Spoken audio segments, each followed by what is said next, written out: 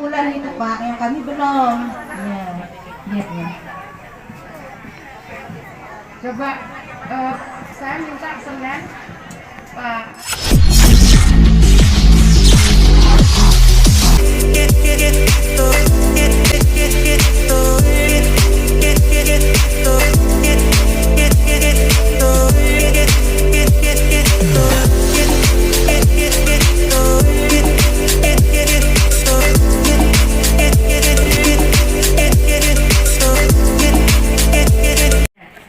Ada yang mau disampaikan ke saya, silakan.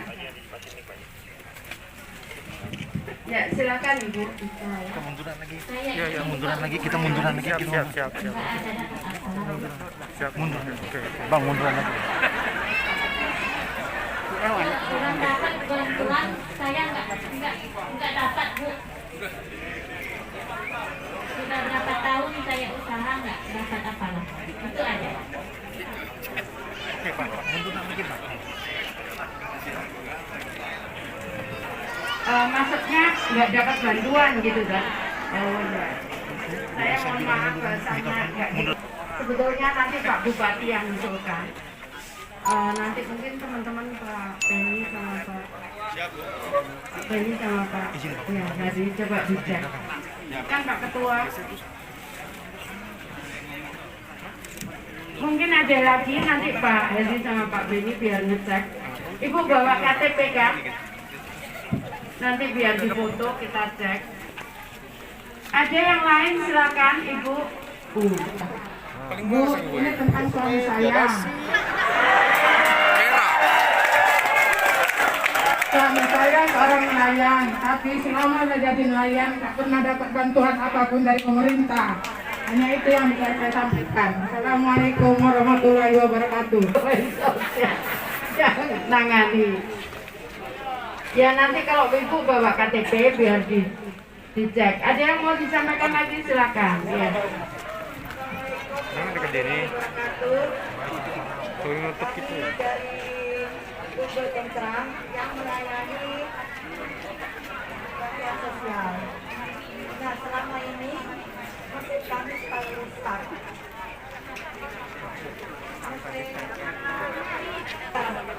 Jadi kami minta kalau boleh ganti mesin yang baru yang model lama, jadi enak DP itu sama. Yang model baru itu sering rusak. Baru pakai 2 kali bisa beli lah rusak 3 kali. Ya Bu, ini Pak Beni nih, biar ditangani Pak Beni ya. Ya, terima kasih. Ya, pengurus warung itu ibu-ibu nanti itu akan terima 4 bulan langsung.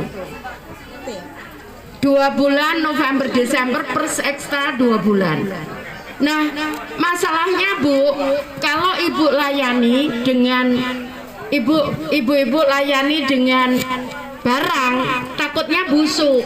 Laju lagi ada tiang. Nah, karena itu nanti saya berharap Pak Bupati itu ada 2 bulan atau berapa itu bisa cash. Ini kan baru terima bulan Oktober. Jadi kalau November Desember plus ekstra 2 bulan 4 bulan, saya berharap itu bisa cash yang 2 bulan. Begitu.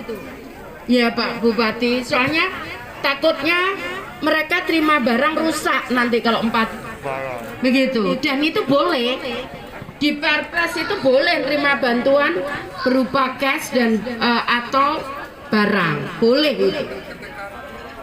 Begitu ya Bu ya, karena nanti itu akan terima 2 bulan November Desember plus ekstra PPKM kemarin 2 bulan.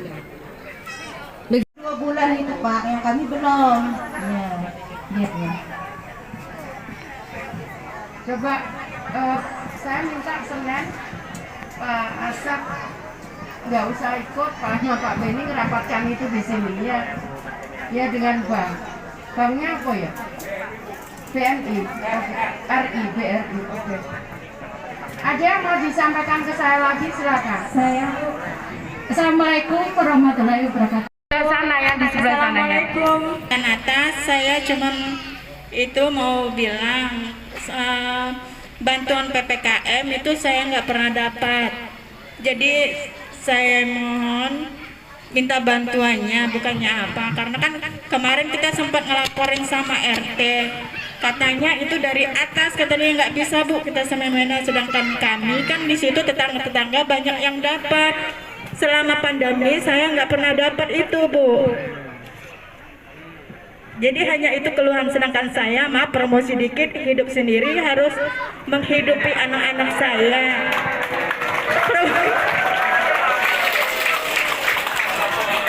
Sekian Bu, terima kasih. Jadi harap di itu lagi. Jadi nanti Pak Bupati silahkan ngusulkan. Coba dicek itu, Kak, bisa nggak? Aku nggak bawa yang data. Namanya Ibu ini siapa? Ya, coba lihat. Ya, yang lain silakan yang dari sana. Di sana dulu.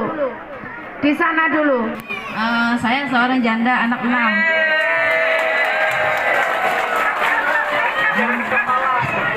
Saya tinggal di rumah orang tua Bu ya. Sedangkan rumah sudah mau roboh Bu. Di situ di kampung kami sudah banyak yang dibantu, sedangkan rumah kami tidak Bu. Anak saya sekolah 4 Bu. Saya tidak punya suami.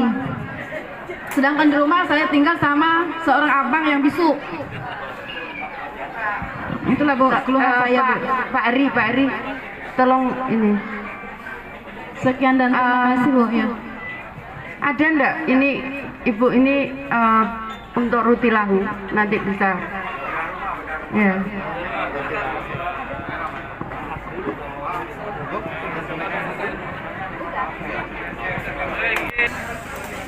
Saya Dian Nurjayani dari KM. Tapi harga sembako terutama minyak goreng. Naik itu betul apa Ibu? Oke, terima kasih ya. Assalamualaikum warahmatullahi wabarakatuh. Untuk sebuah rumah di Kampung Tanjung Laut. Banyak terima kasih Bu. Wabarakatuh Bu. Begini Bu, Desa Cupatan sudah mengajukan untuk di rumah yang tidak layak huni. Sudah masuk ke kecamatan, tapi sekarang belum juga Bu, ibarat diproses. Jadi mohon ya Bu sama Ibu gimana? Sembako kita di data masalah pertukaran sama Jepang. Jadi di data tapi nggak keluar. Bantuan apapun nggak dapat. Ya Pak, itu staf saya ada di nyebar di tempat Bapak. Jadi nanti silakan Ibu, Bapak, kalau soal bantuan nanti angkat tangan saja. Saya nggak perlu satu-satu, nanti staf saya yang akan data ya.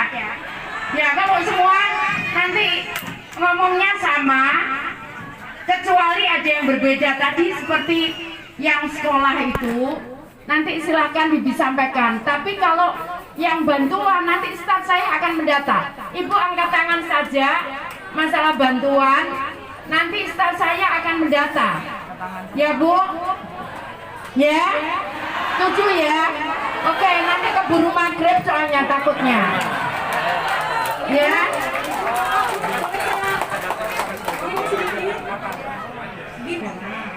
Anak saya dari SD sampai SMP sampai senior belum pernah yang nama dapat bantuan dana BOS. Sedangkan tempo hari sebelum ujian semua teman-temannya dapat. Saya tanya kenapa kamu tidak dapat? Kan tahu status di situ rumah kepala rumah tangga itu saya akan cerita. Baik Bu, karena saya bukan Menteri Pendidikan, nanti data Ibu saya sampaikan. Ya, karena saya bukan Menteri Pendidikan Bu. Ya, oke. Ya. Jadi kalau rumahnya bagus, nanti saya bisa tahu. Jadi kalau sekarang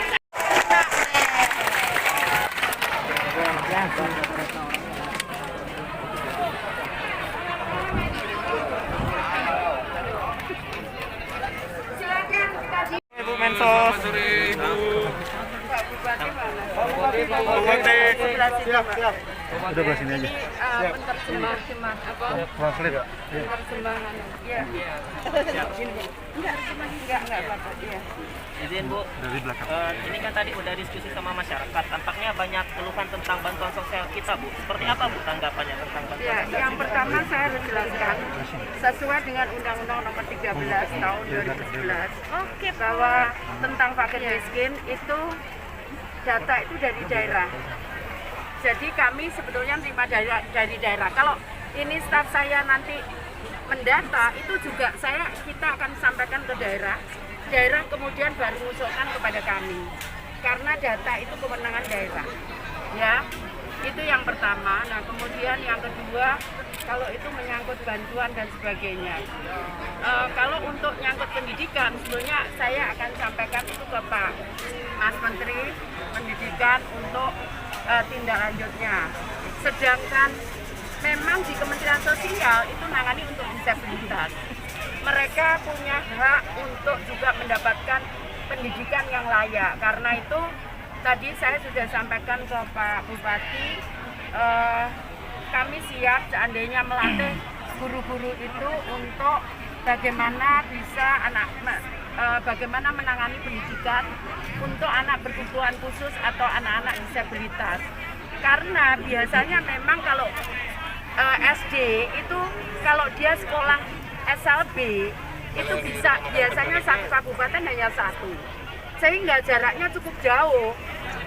Nah, karena itu perlu dibuat sekolah yang dekat dengan untuk anak-anak SD tersebut. Itu sudah saya lakukan di Surabaya. Apa bisa? Bisa. Saya sudah melakukan itu di Surabaya. Jadi sekarang sekolah Surabaya SD itu sekolah inklusi. Bu, berdasarkan tadi keluhan dari masyarakat, program bantuan sosial apa yang paling banyak Ya nanti diperlukan? kita akan cek, kan nggak bisa kita harus menganalisa ini masalahnya apa. Karena tidak bisa kemudian kita langsung beri gitu, nggak bisa. Bu, Tetap harus ada tarifali data dan kemudian kita akan cek bantuan apa yang sesuai untuk mereka. Kalau hasil koordinasi dengan Pak Nadiem bagaimana untuk yang bisa? Ya, kita sudah sampaikan untuk bagaimana untuk SD minimal SD. Karena kalau SD itu jaraknya memang tidak bisa terlalu jauh dengan rumah. Itu ada aturannya, akses dari rumah ke sekolah itu ada. Untuk SD sekian, untuk SMP sekian, SMA lebih luas lagi jangkauannya. Nah, kita berharap kalau untuk SD itu bisa diperpendek itu jaraknya dengan membuat, karena kalau sekolah SLB sendiri itu sangat mahal kalau hanya menyiapkan 1-2 orang di kecamatan misalkan. Nah, sebaiknya memang sekolah inklusi. Bu, berarti ini kan tadi dibilang bahwa data-data itu dari daerah. Bu, apakah masalah teknisnya berarti berasal dari daerah, Bu, untuk bantuan sosialnya? Iya. Iya. Terus untuk Rutilahu, Bu, Rutilahu ini kan bantuannya berupa material. Untuk pembangunan kan ada masyarakat yang tidak mampu. Nah, ini seperti apa, Bu? Untuk mereka? Rasanya bukan material, kalau kami itu dana. Saya nggak tahu, mungkin kalau material Dana itu juga. PU. Ya, dana juga. Ya. Gotong royong dari dana. Iya. Jadi mereka beli, kemudian untuk perbaikannya tuh gotong royong gitu. Kita nggak ngasih material. Nggak ngasih material berarti biasa. Bu, kalau melihat Tadi ditanyakan masyarakat tadi, Bu, itu langsung berarti langsung dilimpahkan lagi ke daerah, Bu. Ya nanti kita data, kita bantu untuk daerah untuk validasi, karena kan bukan kewenangan kami untuk apakah ini layak atau tidak, karena itu adalah kewenangan daerah sesuai dengan undang-undang fakir miskin. Ya. izin Bu, izin Bu. Tadi kunjungan ke tempat peninggalan Bung Karno seperti apa, Bu? Harapan ke depannya untuk memajukan wisata? Ada? Sebetulnya ini bukan sekedar wisata menurut saya.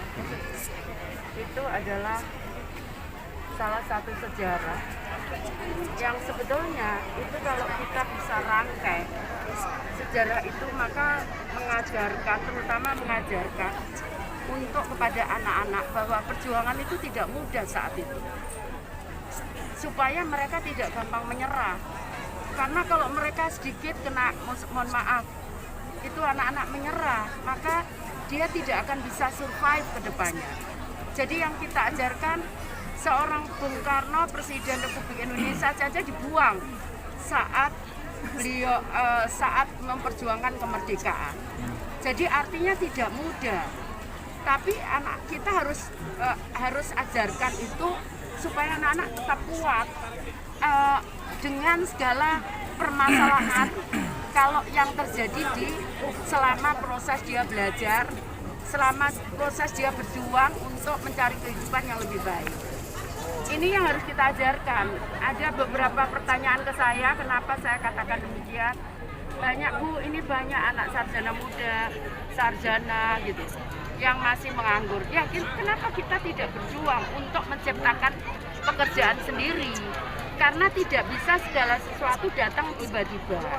Karena itu sebenarnya kalau kita mempelajari sejarah Bung Karno, sejarah kemerdekaan, sejarah para pejuang, maka kita akan menjadi kuat.